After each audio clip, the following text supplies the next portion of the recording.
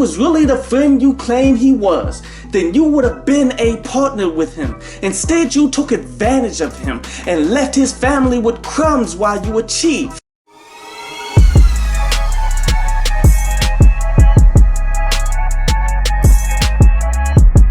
This week on Hip Hop Stocks, music is up, as we were all treated to a top album of the year with J. Cole's Off Season. Feels good to have your expectations rewarded from time to time, doesn't it? Now in my review, I gave the project a 9 out of 10 with the potential growth into that classic territory. After a week, I can say that it's not gonna make it. I already find myself skipping projects for more established stocks without even thinking about it. When Silk Sonic Leave the Door Open comes on, I stop everything that I'm doing and feel the energy that song has to offer. 95 South is the only song that's getting that kind of reaction from me. The rest is dope, but I can see myself skipping some of these songs in the future. Still the best so far this year, and I'm sticking with the 9 out of 10. Sadly, if you take this album off the exchange, then we would have been having a mixed market. There's been some good, but more bad. The best highlights would be of a few artists that have cleared my SEC to be promoted here on Hip Hop Stocks, starting with Otis Kane, artist/producer out of Los Angeles. A super soulful act that has a large collection of quality music. Do you like what Bruno Mars did with 24 Karat Magic? Then give this guy a chance. I hate to do comparisons, but if I were asked who he has the ability to become, I would like to say Bruno Mars. See, this is a talent play. Here we believe in the artist's ability for quality music while the hedge funds focus on what sells. Now, I do have some of those plays as well, but we dominate the market by finding plays that have the advantage of quality music, quality products. Invest in the companies you believe in, not what has been forced on you because of mass advertisement campaigns from boardrooms. Besides that, Nicki Minaj added 5 songs to her past mixtape and tried to pawn it off as something new, and the Migos dropped an uninteresting track with the attempt of it being catchy, while the only thing that it caught was the skip button. What are we expecting for this week?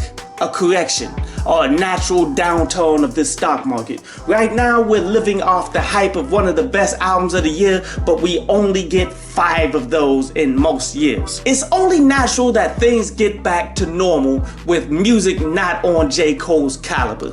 But let's go ahead and take a look at some of these trending stocks of the week. We have an update on Joe Budden. Is it finally time to sell?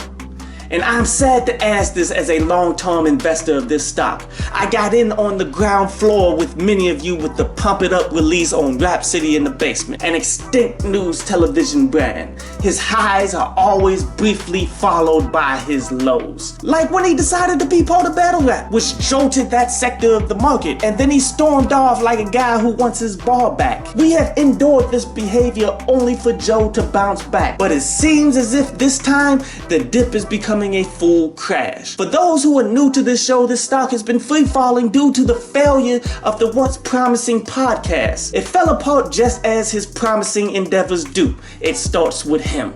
His genius is only rivaled by his volatility, as everything he does ends up in a bang. But in recent news, DJ Olivia Dope, who isn't even all that dope, hit him with sexual harassment allegations for saying that he wants to smash live on air. Or how she is carrying the group of podcasting because they don't dress sexy enough. Saying Olivia is unique because he wants to smash her. Literally, this is what they deem as sexual harassment these days, I guess. Then women wonder why men never keep it real with them.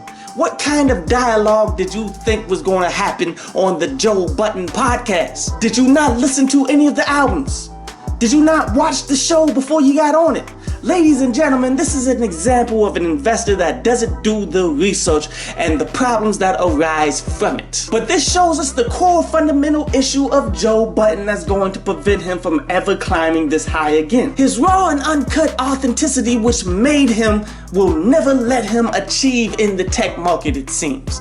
How often have you heard Howard Stern getting sexual harassment claims. Just asking. It's Joe Budden's choice of selecting women that risk everything he does. Instead of getting someone who would be receptive to the caliber of banter he is known for, instead he chooses someone who he is attracted to, obviously. Very good chance that Joe Budden could get out from under this, but at what cost?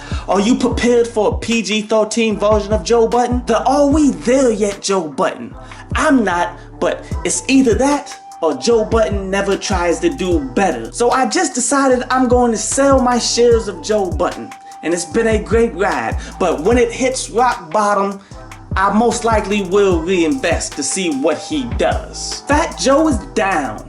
Speaking of a segment that we've been following, put this one under the all labels do this category. In a recent interview on Drink Champs, the spiritual successor of the Rhapsody in the Basement, Fat Joe was asked about Big Pun's royalties, stating that I created Big Pun, I discovered him, I got him every producer, I got him every rapper, dressed him better than me, bought him bigger chains than me. If I spent $200,000 on my video, I spent $1 million on his. Speaking as if it wasn't an investment that paid off for him, but continue. He passed away. I did something nobody ever did. I don't want to be disrespectful, but I don't think Puffy gave the rights to Biggie back. Don't worry, Joe. Puff is gonna come up off that too.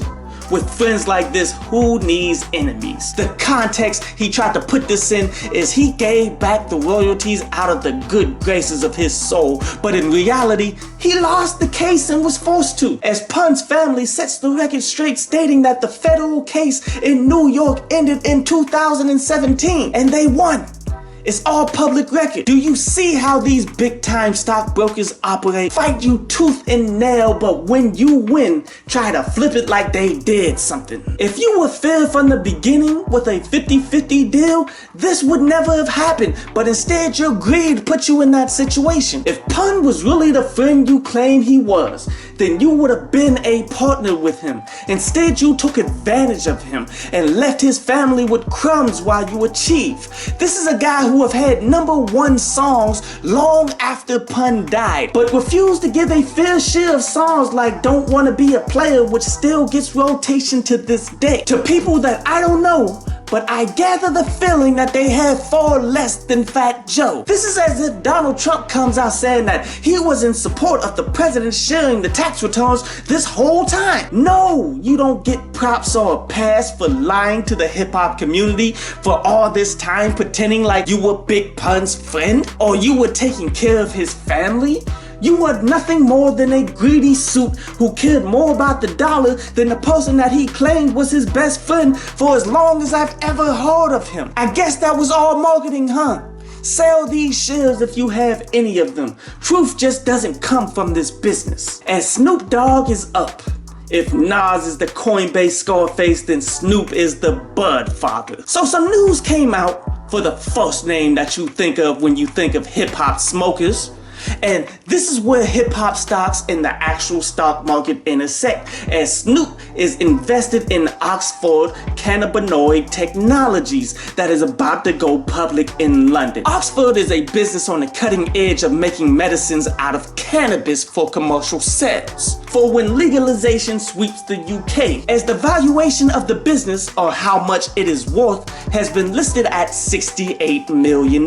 Keep in mind that is how much they are estimated being worth, not how much money they are making. But before you go out and spend a dollar investment in this, keep in mind that Drake's financial institution business got a $4 billion valuation. We all know that legalization is happening, but none of us know when. Putting your money in the stock means that you must be in it for the long haul, because in the recent corrections, or when the stock price in one particular sector goes down, this type of stock doesn't fare well. Just ask Lucid Motors or CCIV. You want to look for businesses already being prosperous with an already established market share.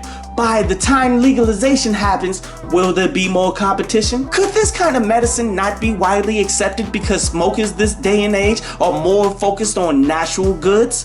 Just because Snoop is behind it doesn't automatically make it a winner. So let's dive in. This company created the first cannabis plant drug to get the FDA approval in the USA, which was already sold for $7.2 billion last year. So that answers your question about it being profitable, as the investment capital that they will earn from the stock market will be used to develop 4 more, as you can't overdose on drugs like this as you can with aspirin. I think that this is a good speculative stock to buy, but they expect commercial sales to become legal in 2027. And we really have no idea how this one is going to behave on the stock exchange. Always do your own research. This is not financial advice. This is the news. And now you are informed. When the pricing comes out, my people in the UK can determine if this is worth the cost to hold.